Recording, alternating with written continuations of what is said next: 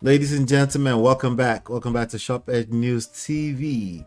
I hope you guys are doing well. Do me a favor, hit the like button, share, subscribe, and follow. Turn up your notifications so you're notified whenever we go live. Anyway, ladies and gentlemen, get ready to welcome a man of two powerful roles, the publisher of SharpEdgeNews.com. Well, the publisher, not a publisher. And High Chief Odokweto of Haide Ogbese, Ondo State. Whether in the newsroom or the kingdom is always ahead. Give it up for the legend, Oladimeji Abitogun. Welcome back, sir. Thank you very much, Ola. So good to be back, and my deep appreciation for doing everything possible every week to make this possible, and always bringing me back. And my unreserved, complete, total appreciation, gratitude to our audience all over the world, particularly in Nigeria and the United States of America, but all the clients everywhere. We are grateful. It's good to be back with you this week. All right, welcome, sir. Without any further ado, we're just going to jump right in. I'm sure you have the regular weekly SharpEdgeNews.com special report for us today. What do you have for us, sir? Thank you very much. Succinctly put, I hope somebody is keeping records about the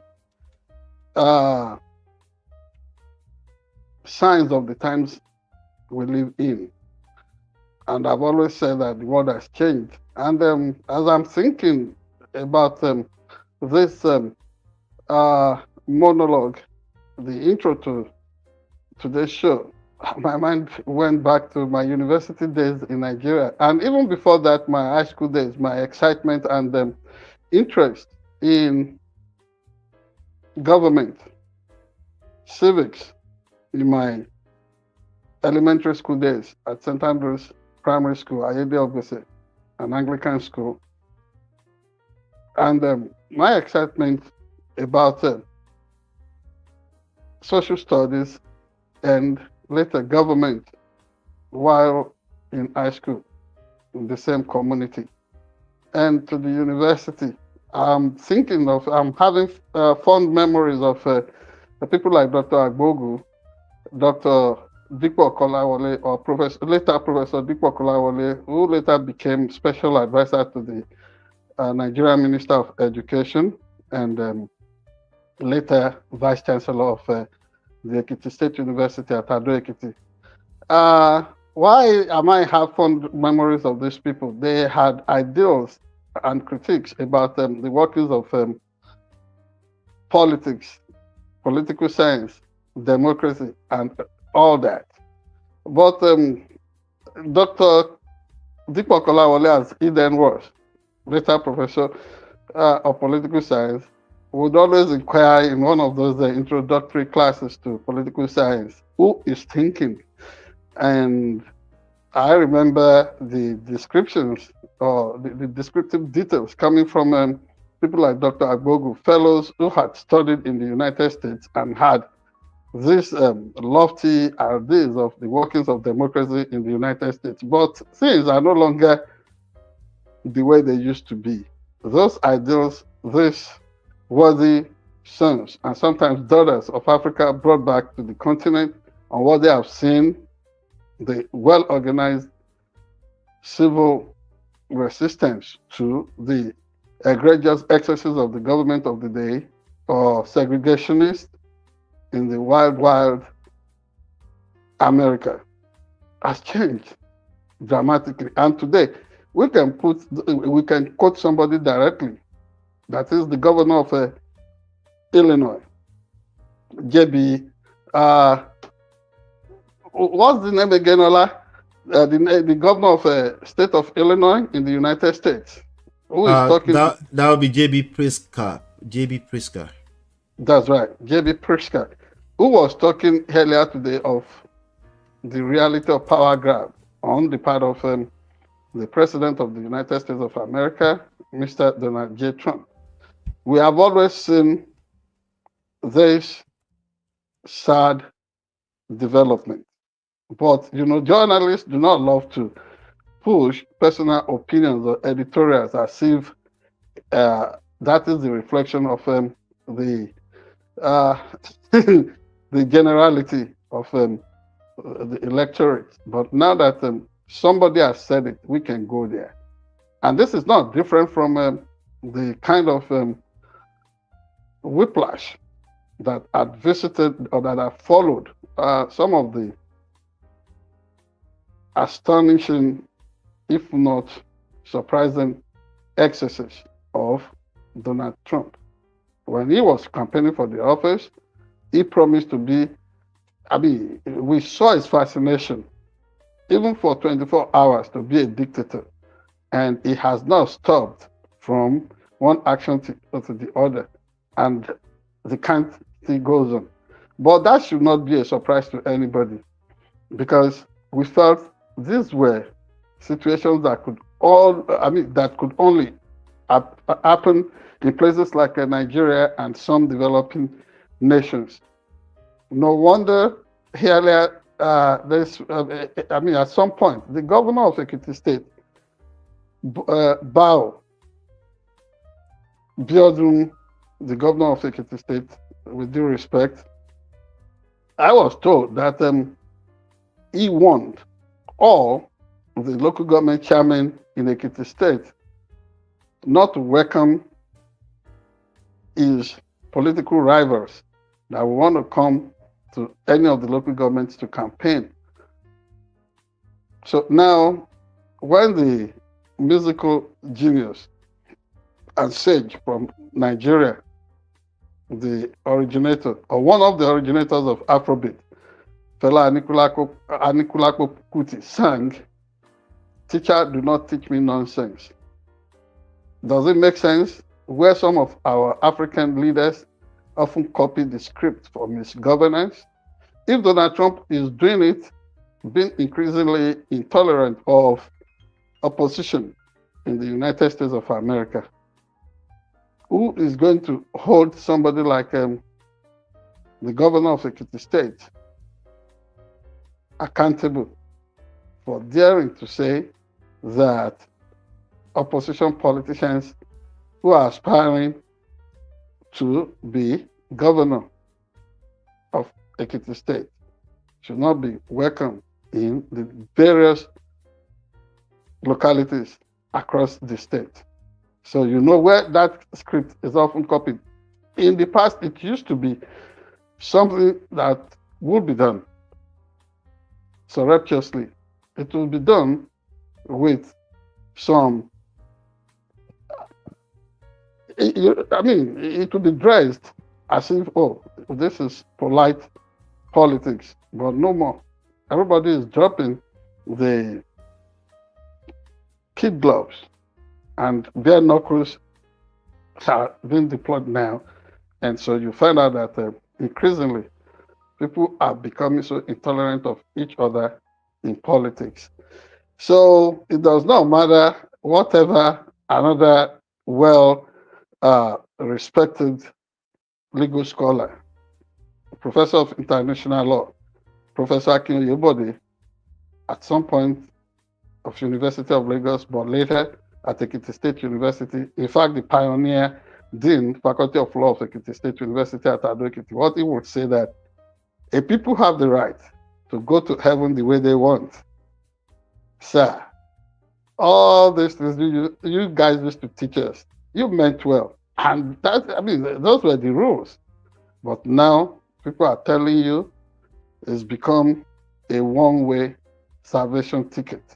It's either you are kissing up to the imperial ring of whoever is the elected president of a country. Presidents no longer see themselves as elected leaders. They see themselves as rulers. And this is one thing that calls for concern. Elsewhere, let us celebrate the Nigerian gospel music maestro,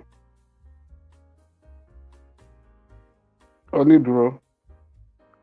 She has another interesting name, but for honoring the accomplishments of pioneering Nigerian gospel musicians, whether from church choral groups or in solo artist.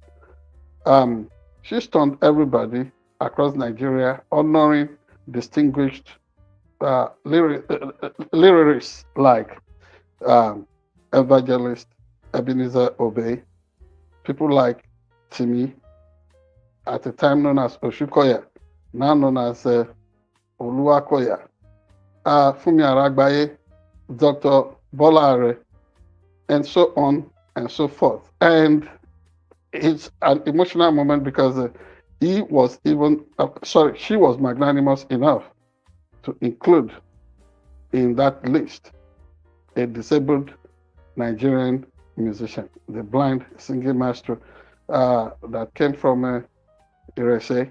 So kudos to this young upcoming, and let me say accomplished. She's no longer upcoming. She's come up. You said Oni. Did you say Oniduro? Yeah, that sang Oniduro. Alashiyori. Yinka Alashiyori. Yinka Alashiyori. Yes, she took the space by storm. What Shina Peters would sing as the Onwa Agba Oshe Omode Ti Se O. That's what Yinka Alashiyori just accomplished. The government of Nigeria, as big as it is, never deemed it fit to give worthy celebrations and laurels to people who set the pace, making sure that they set good moral tones for Nigerian citizens. But Yinka Alashiyori was able to pull that through. And it was so emotional. Honestly, you cannot believe it. I was really in tears and I was full of prayers for her. I do not know whatever was behind that, but she has pulled this through, and it's worthy of emulation. Other things happened across Nigeria, but we are pressed for time. Finally, yes, sir. Yes, finally, Julius Malema, the leader of economic freedom fighters, the nascent political party in South Africa. I think they control close to 30-something seats in the parliament in South Africa.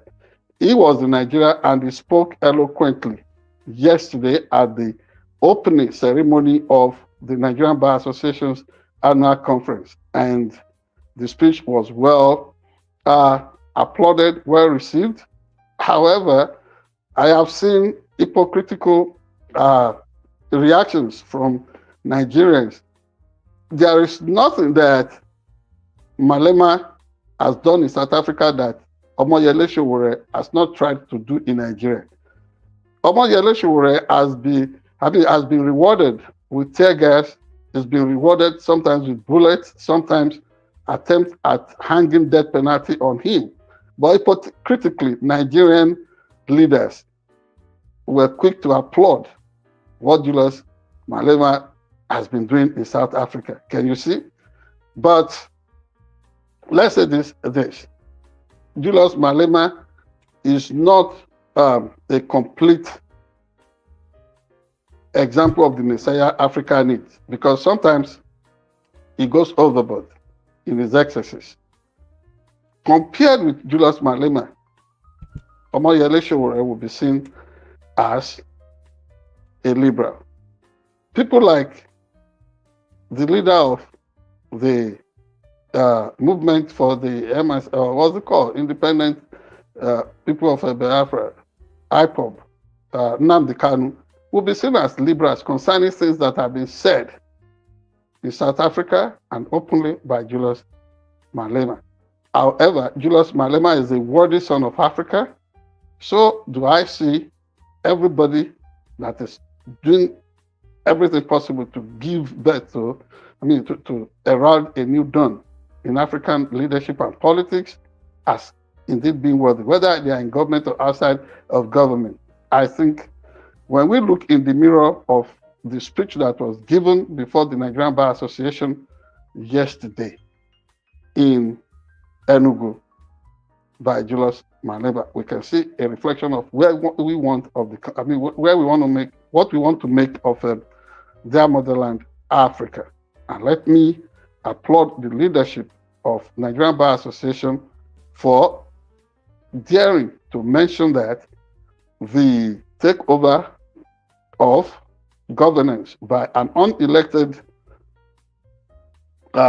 sole administrator in Rivers State was an egregious overreach and unprecedented unconstitutionality by President Bola Tinubu of Nigeria. And finally, finality of the final, Tinubu has been going from one continent to the other. Dubai, Japan, I think to California, and California to Brazil. And everybody is expecting that there is going to be a huge haul of financial commitments and promises on agricultural partnership and what have you. But there is an opening. Nigerians who have been denied the opportunity of going to places like, or coming to places like the United States of America, United Kingdom, or elsewhere, now have the opportunity of going to Japan. But let me warn, there is this caveat.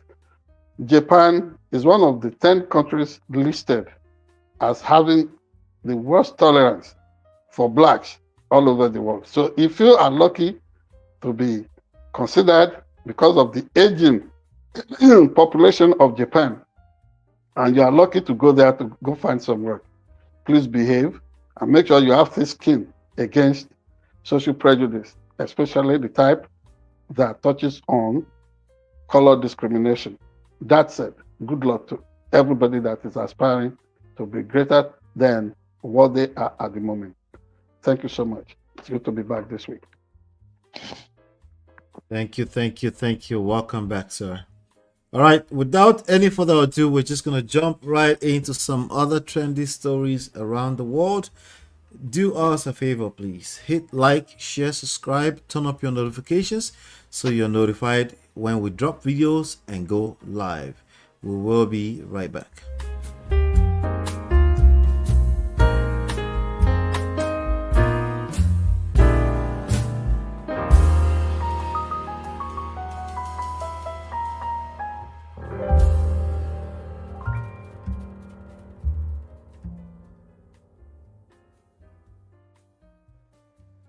PDP shocks everyone. Damagum confirmed as national chairman. Game over.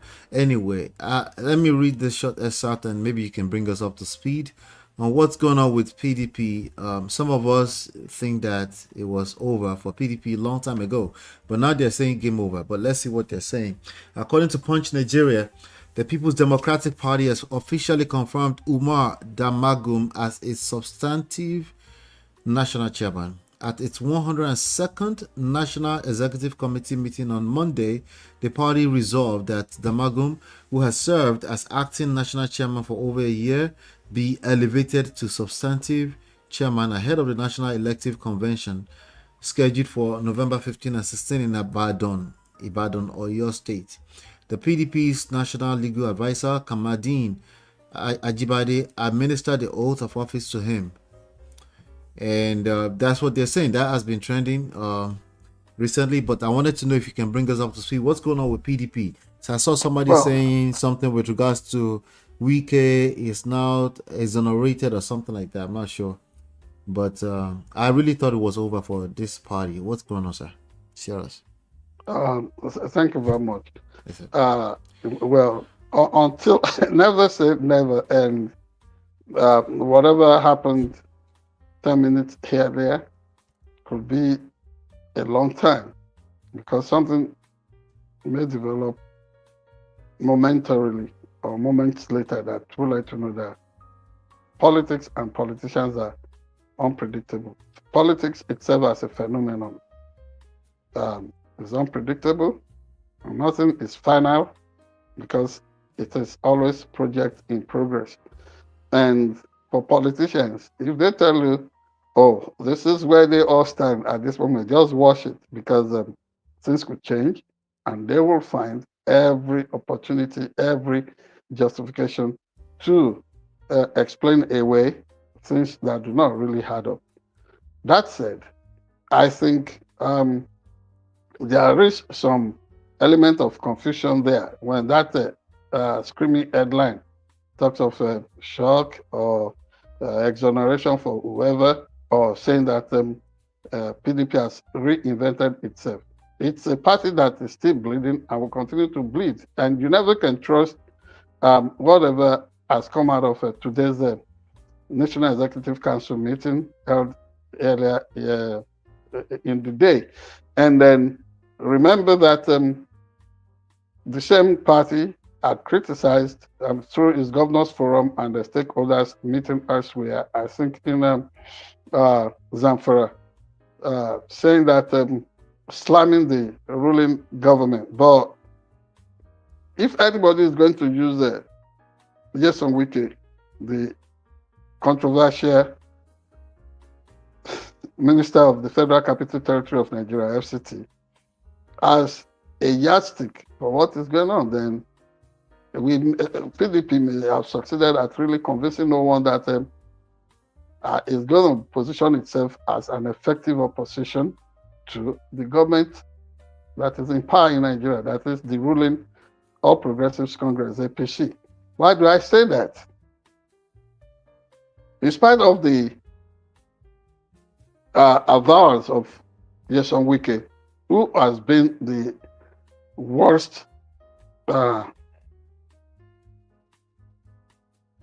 want to be careful about my choice of words, but then it's been a kind of agent provocateur in the People's Democratic Party, serving as a minister in the government that he is supposed to be opposed to politically. A government that, or a political party in power, which he criticized a few months before, he was denied the opportunity of evolving as the presidential standard bearer for People's Democratic Party. Then he had lost to one-time Vice President of Nigeria, Atiku Abubakar. And then from what we were later told by one of the minders of that presidential campaign in 2023, that is Kogi State-born Senator Dino Melaye, that even after Nyesom Wike had lost the presidential ticket, he made frantic efforts to come on board as the running mate to Atiku Abubakar, but he was snubbed, turned down, although he was shortlisted, but eventually nobody was comfortable with his kind of politics, so he was dropped. And then he embraced bitterness, the way that has never been seen in the politics of Nigeria, hitherto. And it got so venomous that the entire political space got fouled up, did everything to frustrate the success of his own political party, alongside some other people who call themselves Group of Five, G5. So this G5, sometimes they try to shoot each other's noses off. Sometimes Wike criticizing Governor Seyi Makinde of Oyo State, who is known and who is known to be unpretentious about his presidential ambitions. But in 2023, Seyi Makinde, Nyesom Wike, and others were amongst those who campaigned for Bola Ahmed Tinubu. In fact, did everything possible to suppress the will and votes of their the citizens of their state, to make sure that they voted for opposition party APC. And then the story of what came thereafter is well known. How Bola Ahmed Tinubu finally won the presidential race in Nigeria. And Wike has come out to say that he would do everything to see a return of Bola Ahmed Tinubu for the second time. So is he going to, he's never known to be a man that will act with honor, although he pretends to have some, to having some measure of honor, but he is not completely honorable. So, because he criticized APC before, he criticized Buhari, but later he turned around to be their the chief campaigner, the champion for whatever APC would want to do for Nigerians. and he's been deeply seated in that administration. He's been throwing all kinds of mud and all kinds of slings against whoever will criticize the APC, even from the fold of PDP. So tell me, from today's decision, zoning, because the major thing that evolved from the decision was not even the emergence of Damagum as the de facto chairman now. The major thing that emerged, a major decision there was that the presidential ticket of PDP has now been officially zoned to the southern part of Nigeria. So Wike, that is already committed to making his mega bucks, serving, with unchecked powers and excesses, controlling openly the instrumentality of the judiciary in Nigeria, and boasting and supplying false intelligence to the central government in Nigeria to undermine a sitting administration in his home state of Rivers State, and encouraging everybody to pledge allegiance, and allegedly masterminding the manipulation of local government elections, council elections in the FCT to the favor of sitting APC. So that somebody whose party will be having enough strong spine to oppose the APC. So as the game unfolds, it will be a matter of interest for all of us to just look at their magical permutations, their magical manipulations, the tricks they will be pulling out from their bags next. I do not see this as Liberation Day or moment of assurance to Nigerians that PDP has now been repositioned. No, it's still bleeding, and there is no sincerity in the way that party is trying to connect with the vast majority of Nigerians, if not the critical mass of Nigerian citizens. This is just simply the truth. As much as they try to provide some clarity, to make some progress, they are digging themselves into a sort of quagmire, and it's so difficult to get a clear picture from what has emerged. Wike is still there, Makinde is still there. So how are they going to position themselves to wrestle the ticket from the APC, which they serve so willingly? So, if anything, Damagu himself had been accused in the past of being somebody that has been puppeteered by the ruling APC. So maybe we haven't seen the end of the game. But for me personally, I just see them as not being clear-headed and not having no sense of direction and being confused and trying to just play or take Nigerians for suckers. Quite unfortunate. All right, thank you so much. Do us a favor, join the conversation in the chat, hit the like button, share, subscribe, turn up your notifications. We're gonna move on to some other stories around the world. We'll be right back.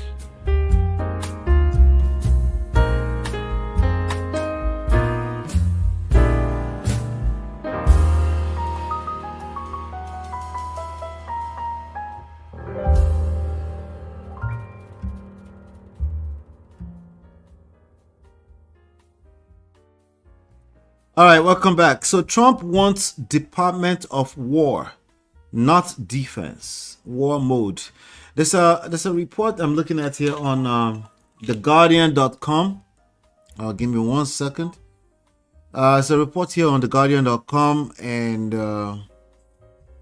it was trending earlier on today, and I just thought I'll read it out loud and I'll see your take on it. Trump says he wants a Department of War, not a Department of Defense. Donald Trump just said for the third time today that he plans to rebrand Department of Defense by returning to the pre-1947 name, the Department of War. The president, whose pre-politics business career was largely focused on marketing, first raised the idea on Monday morning while signing executive orders in the Oval Office with his Defense Secretary, Pete Hegseth, standing behind him. So Pete, You started off by saying the Department of Defense, and somehow it didn't sound good to me. You know, it didn't sound good. Defense? What are we? Defense? Why are we defense? So it used to be called the Department of War, and it had a strong sound, the government said. Oh, sorry, the president said.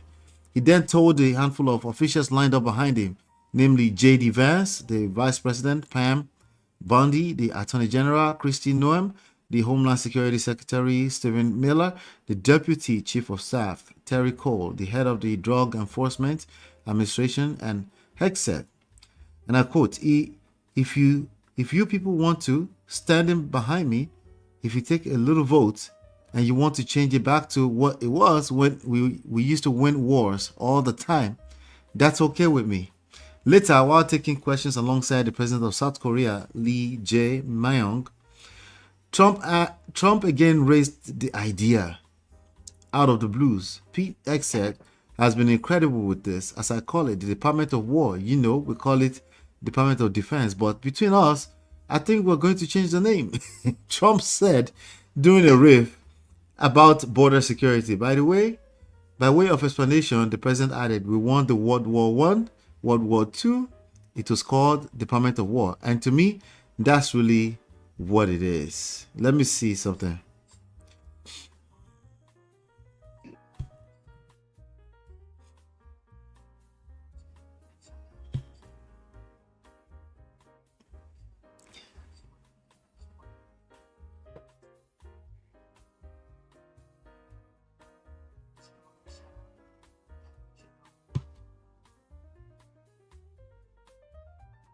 Everything. I'm listening. Hello? Hello, Ola? Yes, sir. Yeah. Oh, you couldn't hear it. You couldn't hear. Oh, you couldn't hear it. No. Oh, okay. Hold on one I second. had everything you paraphrased from Paraphrased. the Guardian of UK. But, okay. Hold tight. whatever- Hold tight. Hold tight. Yeah. Hold tight. Let me play for you.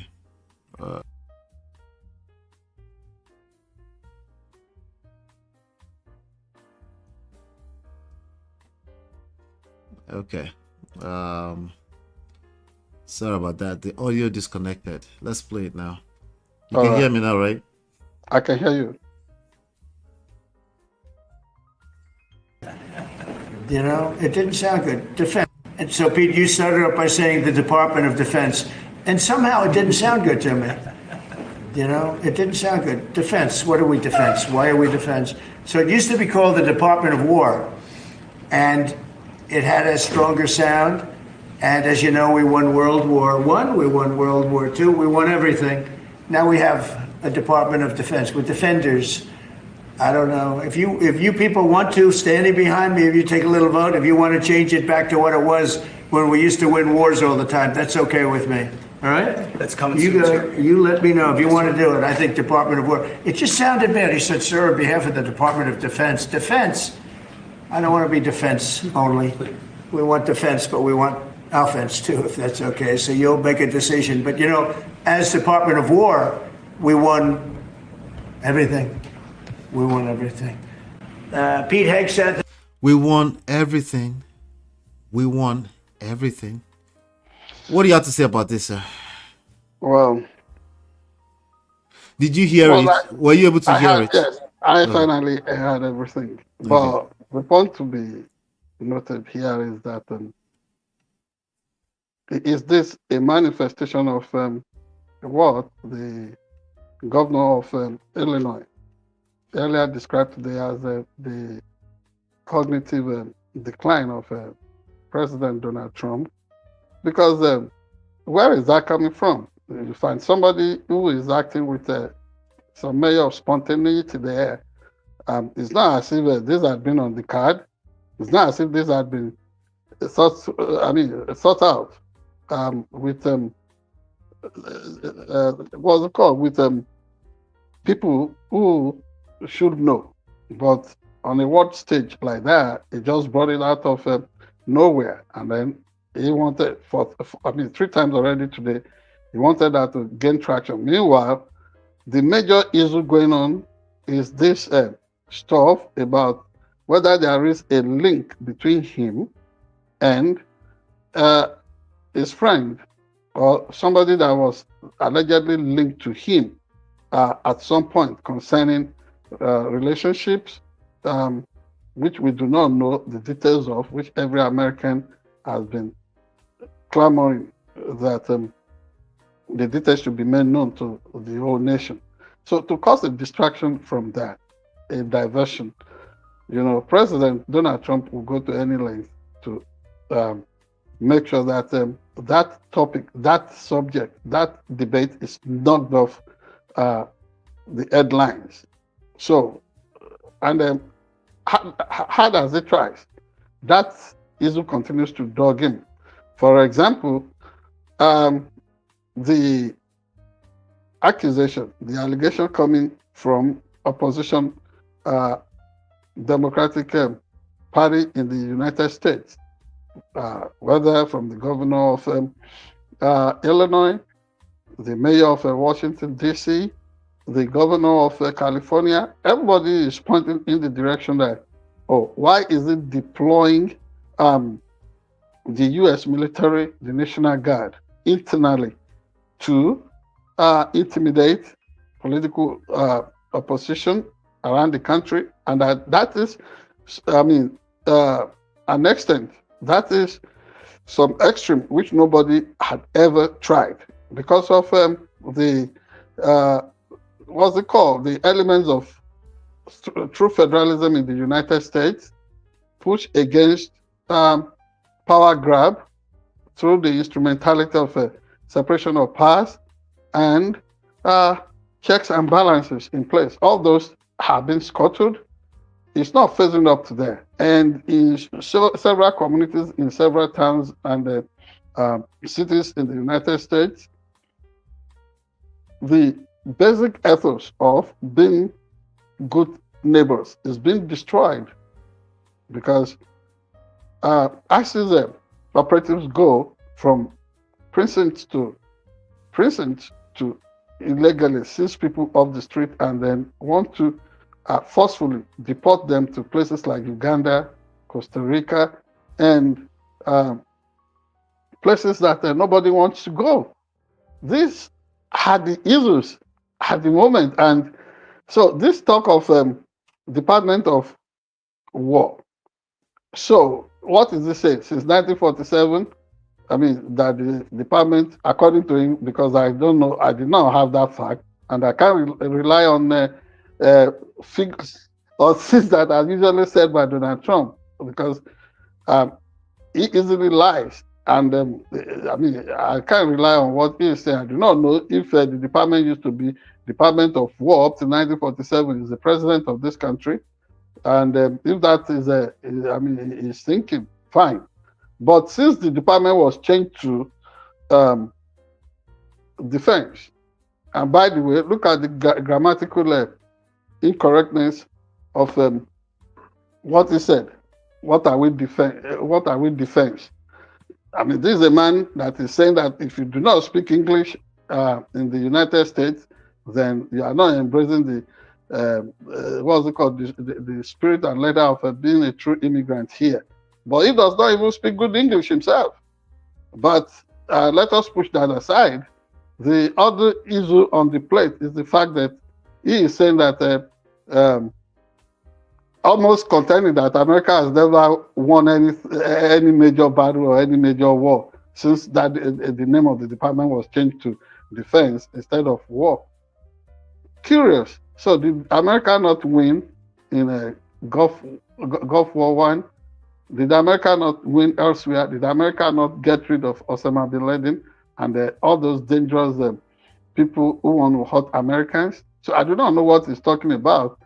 America has always been a winning nation until Donald Trump happens to this country, is on the stage, and then it's almost like we are losing the morals and the legal what's it called, fundamentals that has made America the sort of shiny city on the hill, like the late President Ronald Reagan will put it. So other than Donald Trump himself that is putting America on the decline. Americans or the Department of Defense has always been great. Curiously, people were looking to the example of America. For example, the national, the highest military institution in Nigeria used to be known as National War College. At some point, it got changed to National Defense College because the idea of defense, peace, is more alluring, and it's more enduring than the thought of war. I do not know what he has. Even those of us who are born with names naturally identified with war, we pursue the cause of peace. So I do not know. I do not know what the idea is about. Yeah. All we are asking, which is not too much, is for him to make us to. Already enough wars have been waged against us Americans. Is it about cost of survival every day, cost of living, and the soaring cost of what's it called? Basics like housing. So I do not know what is so fascinating about this idea of war. But you know what? When a bully has done everything, has played every trick in the books, and is being resisted, instead of facing up to it, the challenge today is the speech that was given by the governor of Illinois, calling out Donald Trump and warning him not to bring out the military to the streets of Chicago. And he has warned him strictly again that names are being put down. Everybody that is conniving with him, everybody that is encouraging him in this white goose chase of wanting to turn American way upside down, American lifestyle upside down, American legal framework upside down, that names are being kept, and that when the time is over, there will be a moment of reckoning. That is one thing I expected Donald Trump to have reacted to today. He has not done that. What he's excited about is this fixation on being a strong man, the idea of war. War against who? Who wants war? And thank God there are enough institutional pushback to let him know that there is no good war, and nobody likes the idea of war. And one thing that is curious to me is that, somebody who identifies himself and who some Christians have always identified as their standard bearer is doing all these things. What would Jesus Christ do? So something is telling me within me that this man does not connect with the rest of us who claim to be Christians, who profess to be Christians. Christians would do anything would do more than enough to make sure that peace abides. And blessed are the peacemakers, because they are supposed to be called children of God. But this one does not want to make peace, is embattled against himself, is embattled against average American citizens. Can you imagine bringing soldiers on the streets? What is he thinking? Elsewhere, the world out there, citizens are never ever able to connect with the ideas of their nation because their military is often used against them.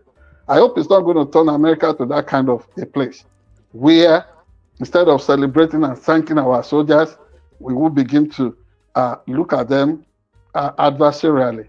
And soldiers here are wonderful people. They are good.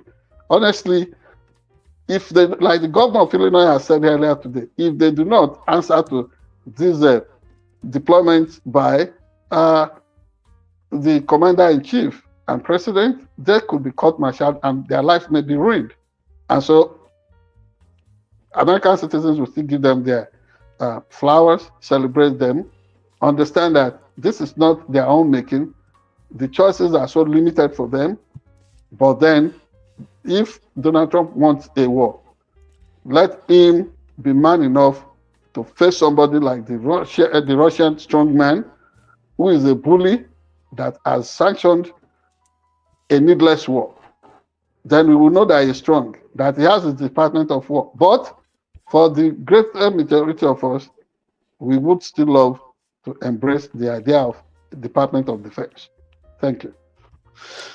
Thank you so much. You can hear me, correct? Yes, sure. All right, great. Join the conversation, guys. What do you think? Department of War, Department of Defense. I think what you really said stands out. One sounds like, okay, the ultimate objective is peace. The other ones obviously sound opposite.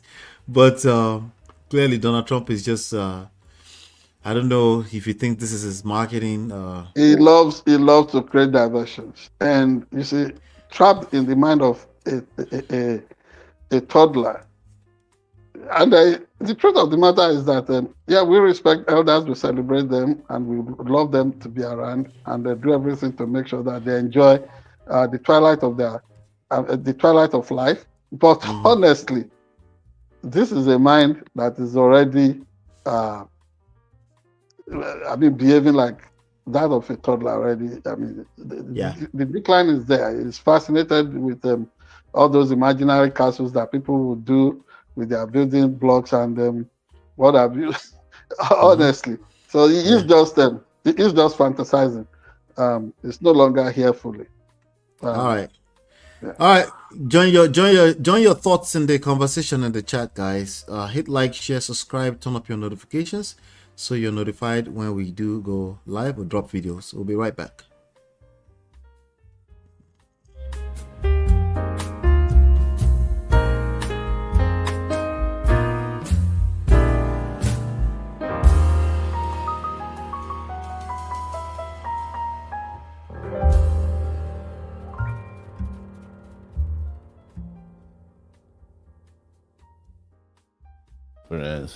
You can always say the truth and walk away and not have to worry about. I've said it that, the ADC is just an avenue for the APC to create an opposition for itself. And the sad part, though, that's not a laughing matter, is that then it prevents real opposition from emerging from, within. Or at least it doesn't give real opposition the opportunity, because Nigerians are very fleeting. The moment they see an opposition group come up, it's like, we don't need to fight again. They are fighting for us. They're always looking for messiahs. Remember, I also mentioned when Professor Patutomi set up his shadow cabinet that Jesus, the cabinet that's in place is already shadow cabinet. I don't know where that ended anyway. And when APC came on board, they blackmail politically. And it was like, if you don't join, you are working for the APC. Now, the people have joined, and it seems that they are the ones working for the APC, because the by-elections have proven that they did not have an impact on the APC's strategy of selection and during election cycles.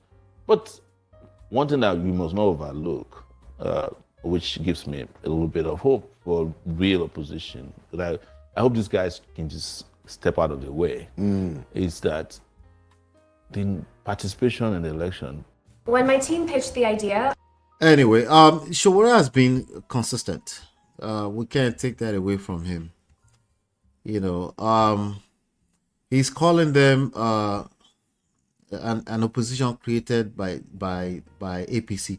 I'm not buying into that, but SOWORE has been consistent in his methods, in his ways of politicking. But I wanted to hear your thoughts on this one. What do you think? Do you agree with him? Not completely. Yes, I agree with him in many things, but not on this, because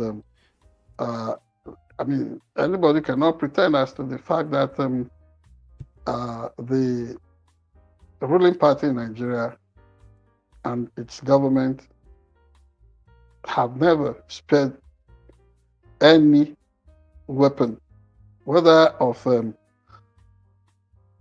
verbal attacks or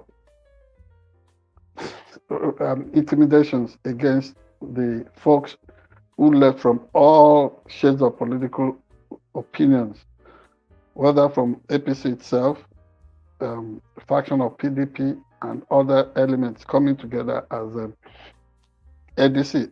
To me, the fact that, contrary to the way Omoyele Sowore would want us to look at it that, oh, these people were not even able to impact a scratch during the last by-election or off-season election that produced some parliamentarians or lawmakers from several federal constituencies, because that could also be said of AAC itself, the party being led by Omoyele Sowore. So Sowore understands the game, but understand also that Sowore is a master. He is a master when it comes to satirizing and parodying the inadequacies and contradictions within Nigeria's political space. So I will give that to him. And you cannot be around Omoyele Sowore and not really be impressed by a sense of humor. And if you are not humorous, you cannot really be a good politician. I think that is one aspect of Omoyele Sowore that Nigerians ought to pay attention to, that they should connect with. That yes, sometimes he appears angry, but when you are really with him, you are sitting down one-on-one with him, you won't stop laughing. You will not stop being, seeing visibly how humorous it can be. So I do not know if he was being serious about some of these things, or is just deploying humor. So let us see the contradictions within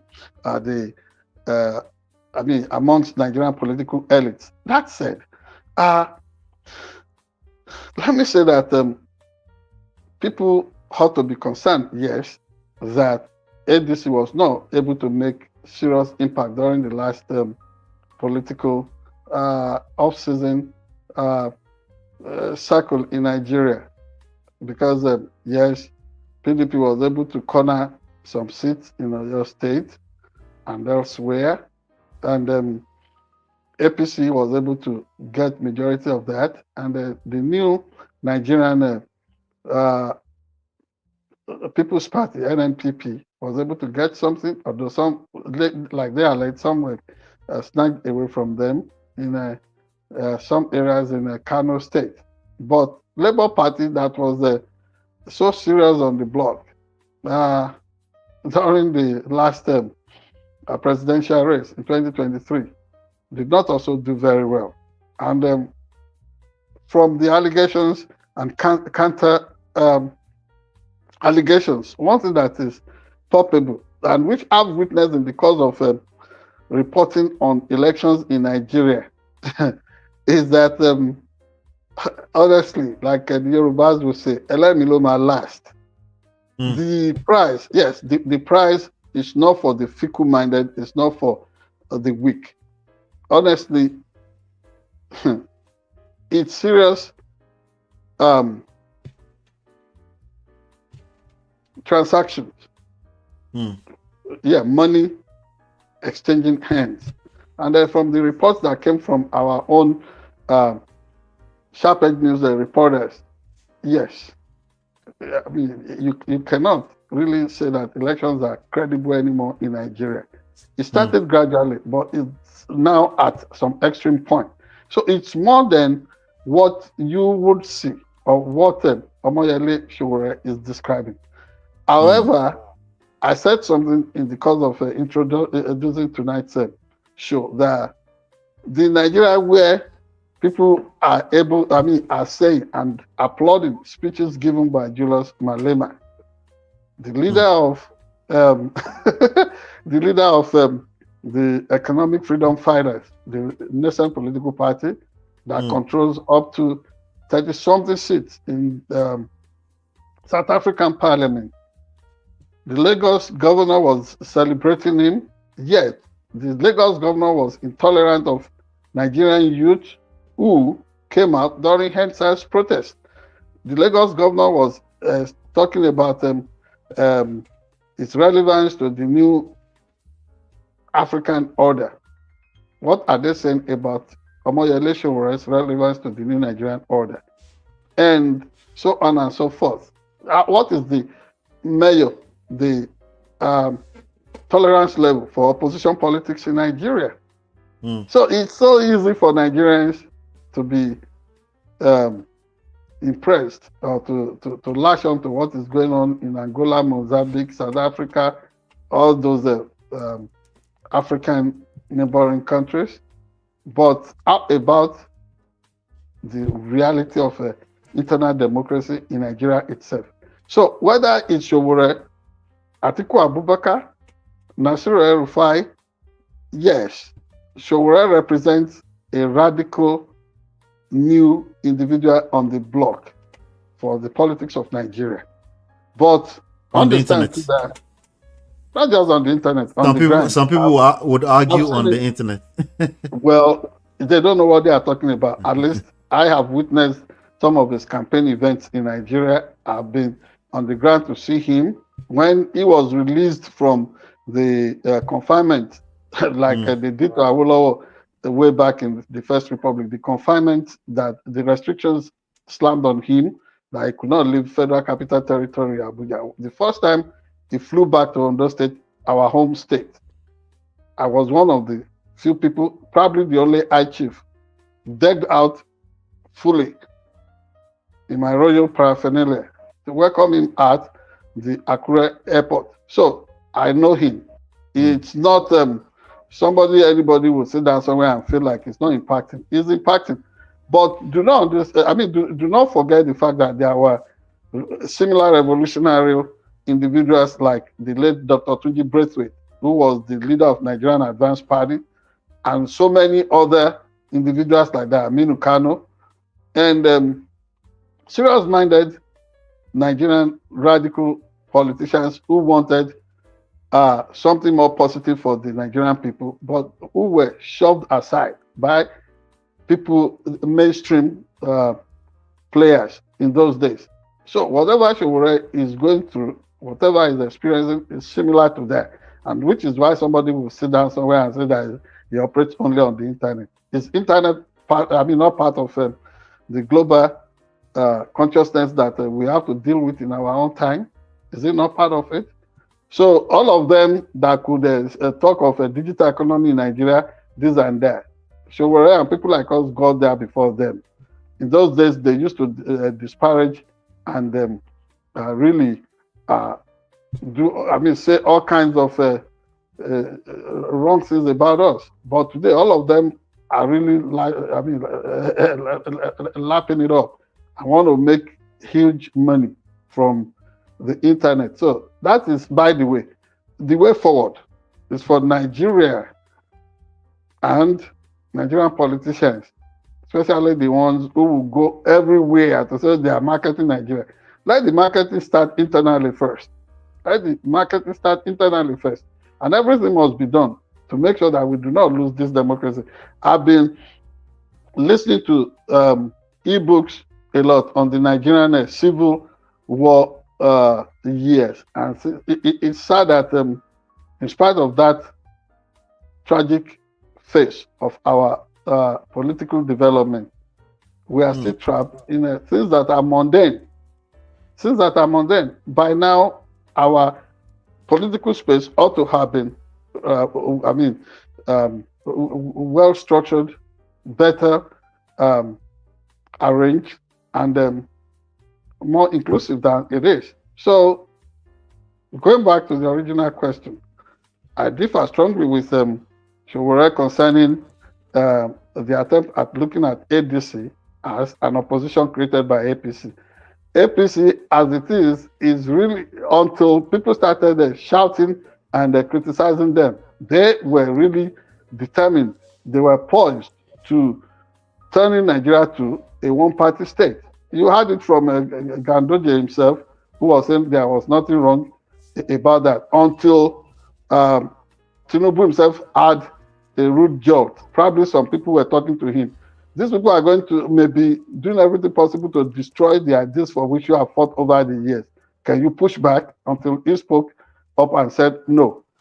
He would not want Nigeria to be a one-party state. But he still said that he would really be pleased to see opposition in Nigeria go into disarray. That's Tinubu for you. And Yeah, and the governor of Edo State has said the same thing. And you saw the hate and very toxic tone of politics from the leader of APC in Edo State himself, who said he hated Peter Obi. And so all the opposition figures in Nigeria are in the same boat. Whether it's Omoyele Sowore, Peter Obi, Atiku Abubakar, and all those politicians, all those small, what's it called, political party investors who go during night time like Nicodemus to solicit money for which they would, with which they would fight whoever tries to come into their fold to make them relevant. These are political parties who otherwise would be irrelevant. But they see some big fish come amongst them. They are like, we don't want to see you. You are this and that, because the piper is not really relevant. The tone that he's playing is being dictated by his peer, which is the ruling party in Nigeria. That's the little I can say. All right. Thank you so much. Marriott said Nigeria is like Jerry Springer and BBN at the same time. Interesting take. Yeah. Well, don't somebody miss Jerry Springer? He's been gone for some time now. I know. Yeah, but his manhood remains, like a lady Patience Jonathan would say. Thank you. Yes. So 2027 is around the corner, obviously. Things are probably going to accelerate. The affairs, the basketballs, the back and forth. Things are probably going to accelerate. So I'm looking forward to this one. This will be my third time paying attention to Nigerian, the main Nigeria presidential politics versus national, how do you call it? Nationwide politics, So it's going to be interesting. Let me ask you, general elections rather. Thank you. This last question for you, and we'll round up with this one. Yes. Who is more likely to emerge as the presidential candidate out of ADC? That's number one question. It's going to be attached to the second one, because now Amechi's name has entered there too. So Amechi, I don't know if El Rufai is still there, but Atiku and Peter Obi, and whoever emerge, whoever you pick, what happens to the rest of them? Particularly, yes. if Peter Obi does not emerge, what do you think he would do? Then that's like three questions in one. I do not know. Number one, I do not know who is likely going to be the standard bearer. That is, who will be the candidate of ADC, because today somebody will say, "Oh, this one is amongst us." That person will come out and say, "Oh, I'm not yet there fully." So that is number one is there, because you don't know if El-Rufai is in SDP or ADC, although SDP said it's been slammed with expulsion. Expulsion for, I do not know, 30 years or whatever number of years. That is if the Lord Jesus Christ tarries before the second coming. That is that. And you were saying that what will happen? What happened to the rest of them that don't emerge? All of them have committed to working with whoever emerges as the candidate of the party. They have, really? Yes, that's what they said from the outset. Oh wow. Okay. Yes, that's what they said from the outset. So let's continue to watch. We can't really speculate or look in the crystal ball now and say, "Oh, this is the person that is likely going to emerge." It's anybody's game, as it is now. It is anybody's game. And finally, we're up to some things. There could be some Nigerians who are thinking of investing in properties in the United States. We have our own formula that is worked out over a period of more than 20 years of being in a real estate business in this country. And I'm not even big about that. But when it comes to you, Ola, you know what we are talking about. You are eminently qualified to give, all kinds of directions concerning that. And we are setting up something, but I'm going to be more elaborate about that But please, this is how you can help what we do here, serving the interests of our community as African immigrants in the United States. You do not need to put all that $120,000 down on a mortgage. We can always plan with you. Mistake on a down payment. That would need to go on a down payment. Yes, you do not need all that chunk, to make it worth the while. You just watch out. We will be laying it out. We have done this successfully for more than 20 years, and you can borrow from our spring of wisdom. And next week, we would have arranged something to let you know the vast number of real estate belonging to Nigerian government in this country that may be up for some restructuring facelift, and including where the current Consular General of Nigeria lives in New York.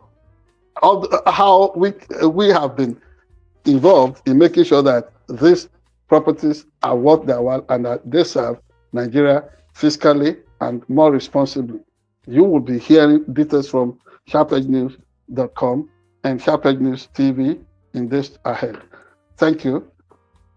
All right. Thank you. All right. So hit the like button, share, subscribe, turn up your notifications. Mario says Atiku because ADC na scam.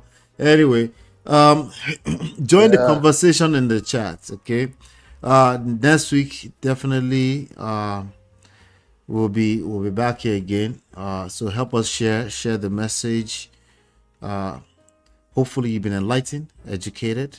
We'll see you on the next one. Thank God and God bless. I said thank God. Thank God. Thank God.